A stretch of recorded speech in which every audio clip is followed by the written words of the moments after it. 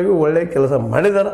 ಇನ್ನೊಂದು ಸ್ವಲ್ಪ ಏನೋ ಅಲ್ಲಿ ಔಡ್ ಚೌಳು ಅಂತೀವಿ ನಾವು ಉಳಿದಿರ್ಬೋದು, ಅವುಗಳನ್ನ ತೋಡಿ ಅವ್ರಿಗೆ ಯಾಕೆ ಪಾಪ ಅನಗತ್ಯ ಮಾನಸಿಕವಾಗಿ ಹೌದು ಅನ್ನೋದು ಜನಸಂಖ್ಯೆ ಹೆಚ್ಚು ಅನ್ನೋದು ಭಾವನೆ ಬೇಡ ಅನ್ನೋ ದೃಷ್ಟಿ ಇಟ್ಕೊಂಡು ರಾಹುಲ್ ಗಾಂಧಿಯವರು ಇವತ್ತು ಮತ್ತೊಮ್ಮೆ ಜಾತಿ ಜನಗಣತಿ ಮಾಡಿರಿ ಅಂಥೇಳಿ ಸಜೆಷನ್ ಕೊಟ್ಟಿದ್ದರಿಂದಾಗಿ ಅದಕ್ಕೆ ಮೋಸ್ಟ್ಲಿ ಎಲ್ಲರೂ ಒಪ್ಕೊಂಡಿದ್ದಾರೆ.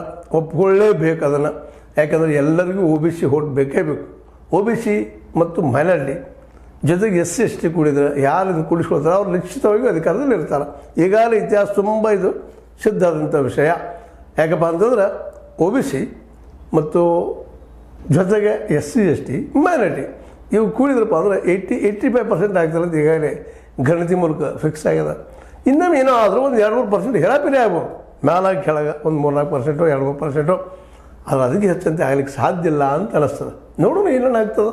ಯಾಕಪ್ಪ ಅಂತಂದ್ರೆ ಸತ್ಯ ವಾಸ್ತವೀರದ ಗೊತ್ತಾಗೋ ತನಕ ಇದು ಚರ್ಚೆ ಇರೋದನ್ನು. ಆದರೂ ಒಂದು ದೊಡ್ಡ ಸಾಹಸ ಮಾಡಿದರು ಸಿದ್ದರಾಮಯ್ಯನವರು. ಅದರಲ್ಲೇ ಸಮೀಪ ಬಂದು ಸ್ವಲ್ಪ ಎಡವಿದ್ದಾರೆ. ಅದನ್ನು ಇವತ್ತು ಹೈಕಮಾಂಡ್ ಕ್ಲಿಯರ್ ಮಾಡಿ ಇಲ್ಲ ಅವ್ರಿಗೂ ನೆಮ್ಮದಿ ಸಿಗಲಿ, ಅವರು ಮಾನಸಿಕವಾಗಿ ಹೌದು ಬಾಯಿ ಸರಿ ಅದಂತ ಅವ್ರಿಗೂ ಅನ್ನಿಸ್ರೆ ಸತ್ಯ ಎಲ್ಲರಿಗೂ ದೊಡ್ಡದು ಅನ್ನುವಂಥ ವಿಚಾರದಲ್ಲೇ. ಮತ್ತು ಇಲ್ಲೊಂದು ಮಾತು ನಾವು ಗಮನಿಸ್ಬೇಕಾಯ್ತು. ಒಂದು ಯಾಕಪ್ಪ ಅಂತಂದ್ರೆ ಇಲ್ಲೇ 2 ವಿಷಯಗಳನ್ನ ಕಂಪೇರ್ ಮಾಡಬೇಕಾಗಿದೆ ನಾವು. ಒಂದು ರೈತರ ಹೋರಾಟವನ್ನು 1 ವರ್ಷ ತನಕ